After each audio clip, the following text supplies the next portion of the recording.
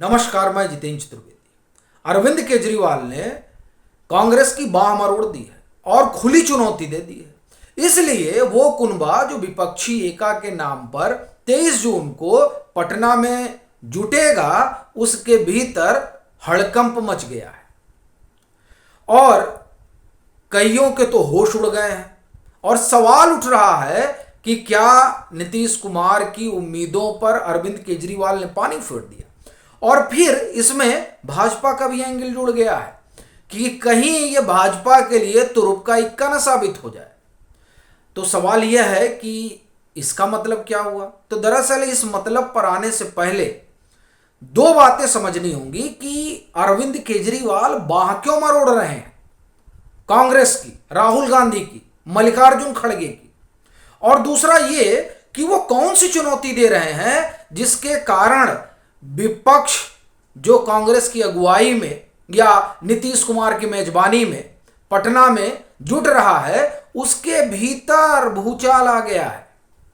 तो पहले तो वो कारण जानते हैं जिसकी वजह से अरविंद केजरीवाल आग बबूला हुए बैठे हैं और विपक्षी एकता को वो ताक पर रखने को तैयार है कि हमको ऐसी विपक्षी एकता मंजूरी नहीं है अगर हमारा ये काम नहीं हुआ। कौन सा काम? दिल्ली का अध्यादेश जो केंद्र सरकार लेकर आई 11 मई 2023 को सुप्रीम कोर्ट के फैसले से जो शक्तियां अरविंद केजरीवाल को मिली थी, उसे भारत सरकार ने अपना अध्यादेश के जरिए वापस ले लिया। अब अरविंद केजरीवाल का गला फंस गया है, क्योंकि जब सुप्रीम कोर्ट का फैसला आया था तो विजिलेंस इनके पास चला गया था और वहां से ये तमाम चीजें कर सकते थे और अपने लिए सेफ पैसेज निकाल सकते थे। लेकिन अब ये जो अध्यादेश आ गया, इसके कारण तमाम शक्तियां इनके पास से फिर छिन गई और विजिलेंस फिर चला गया। तो अब विजिलेंस हासिल किया जाए, उसके लिए इस अध्यादेश का राज्यसभा में पास ना होना जरूरी है और इसी के लिए वो 8400 किलोमीटर भटके, कई राजनीतिक दलों के पास गए और उनसे समर्थन लिया कि वो अध्यादेश के खिलाफ राज्यसभा में उनके साथ खड़े रहेंगे। इतनी नूरा कुश्ती अरविंद केजरीवाल ने की, लेकिन कांग्रेस ने चूं तक नहीं किया। जब उन्होंने समय मांगा कि हमको राहुल गांधी से मिलना, हमको मल्लिकार्जुन खड़गे से मिलना है, तो कांग्रेस ने समय देने की बजाय कहा कि हम सोचेंगे। और सोचने में उन्होंने दिल्ली प्रदेश इकाई के नेताओं को बैठाया और पंजाब प्रदेश इकाई के नेताओं को बैठाया, क्योंकि यही दो जगह अरविंद केजरीवाल के साथ किसी भी तरीके के मेल जोल को लेकर नाराजगी है। ये दोनों ही राज्य के जो नेता हैं वो साफ कर रहे हैं कि अरविंद केजरीवाल के साथ जाने कोई मतलब नहीं है, इन्होंने तो अपनी पार्टी ही खत्म कर दी है इन दो राज्यों में।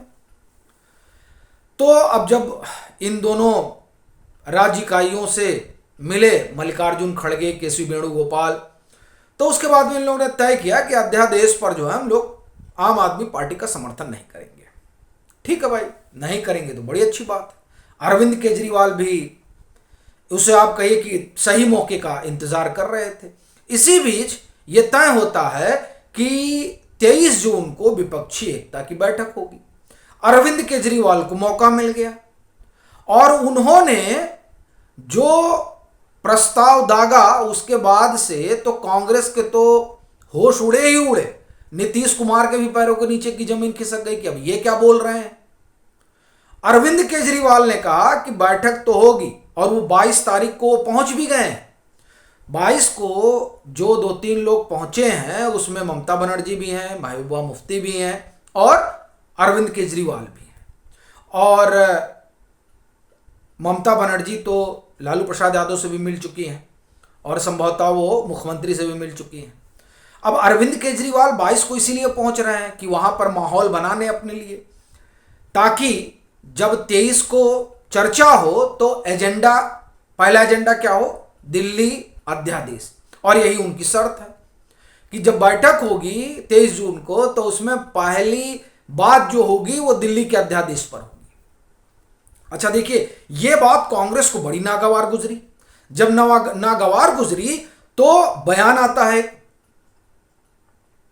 और उस बयान में कहा जाता है, ये बयान आता है जदयू की तरफ से कि देखिए ऐसा है कि ये जो पटना में बैठक हो रही है ना 23 जून की, जिसमें सभी विपक्षी दल, संभवतः 17 विपक्षी दल आ रहे हैं, वो जो जुटेंगे तो वहां ये क्षेत्रीय मुद्दों पर बात नहीं होगी। इसका मतलब ये हुआ कि सीधे डिनाई कर दिया गया कि दिल्ली के अध्यादेश पर कोई बातचीत नहीं होगी, इसलिए अरविंद केजरीवाल खामोश रहे। लेकिन अरविंद केजरीवाल कहां चुप रहने वाले, उन्होंने कहा कि अगर बात नहीं होगी तो हम उस बैठक से वॉकआउट कर जाएंगे। अब देखिए, ये सबसे बड़ी चीज है। उन्होंने कहा कांग्रेस हमारा समर्थन करे इस पर, बाकी लोग तो कर रहे हैं समर्थन, दिख भी रहा, कांग्रेस करे, और अगर कांग्रेस नहीं करती है और ये एजेंडे में पहले इस पर चर्चा नहीं होती है तो हम उससे वहां से उठेंगे और चले जाएंगे। अब ये तो आप समझिए कि गाल पर तमाचा है विपक्षी एका की जो लोग मेजबानी कर रहे हैं उनके। अब सवाल ये उठता है कि ये भाजपा के लिए तुरुप का इक्का कैसे साबित हो रहा है। देखिए, ये जो अध्यादेश है जो दिल्ली वाला है, ये भाजपा लेकर आई, और भाजपा तो जब वो अध्यादेश लेकर आई तभी ये माना जा रहा था कि अब भाजपा के राजनीतिक चंगुल में आम आदमी पार्टी के अगुवा और सरकार दोनों फंस गई है। क्योंकि विजिलेंस उनके पास से छीना तो अब सारी जो है संदूकें खुलेंगी जिनमें फाइलें बंद है। तो ये तो एक मसला रहा, लेकिन इसका जिस तरीके से राजनीतिक उपयोग अरविंद केजरीवाल कर रहे हैं उससे एक संभावना बड़ी प्रबल हो गई है। वो ये कि जिस विपक्षी एका के जरिए एक नैरेटिव गढ़े जाने की कोशिश थी कि देखिए हम सब लोग एकजुट हो गए हैं, और इस एकजुटता के जरिए ये संदेश देना है कि अब जो विपक्ष है जिसको लेकर एक ये धारणा बनी हुई थी और बनी हुई है कि ये लोग एकजुट हो नहीं सकते, चूंकि इनका अपना कोई एजेंडा नहीं है और इनके पास अपना कोई चेहरा नहीं है और इन सब के अपने हितलाभ हैं, तो इस कारण से ये आज नहीं तो कल घुटने टेक देंगे, आएंगे नहीं एक मंच पर जो 23 जून की बैठक होने जा रही है वो एक तरीके से इस धारणा को तोड़ने की तरफ पहला कदम था। अब वो जो पहला कदम उठाते और जनता में भरोसा जगता कि नहीं एक खेमा है जो खड़ा है भाजपा के विपक्ष में, उस खेमे को खड़ा होने से पहले ही बैसाखी पकड़ा दी अरविंद केजरीवाल के इस बयान ने कि अगर अध्यादेश पर बात नहीं होती है और कांग्रेस समर्थन नहीं देती है तो हम वॉकआउट कर जाएंगे। ये बड़ी चीज है, और इसीलिए ऐसा लगता है कि ये जो अध्यादेश है जो भाजपा की सरकार लेकर आई, अब वो भले ही अरविंद केजरीवाल के ऊपर शिकंजा कसने के लिए लाया गया हो, लेकिन इस अध्यादेश के जरिए जिस तरीके से अरविंद केजरीवाल राजनीति करना चाहते हैं, असल में उसका सियासी फायदा लगता है कि भाजपा को हो जाएगा, क्योंकि एकता का परसेप्शन टूटकर बिखर जाएगा, ऐसा लगता है जो दांव चला जा रहा है। और फिर कांग्रेस का क्या होगा?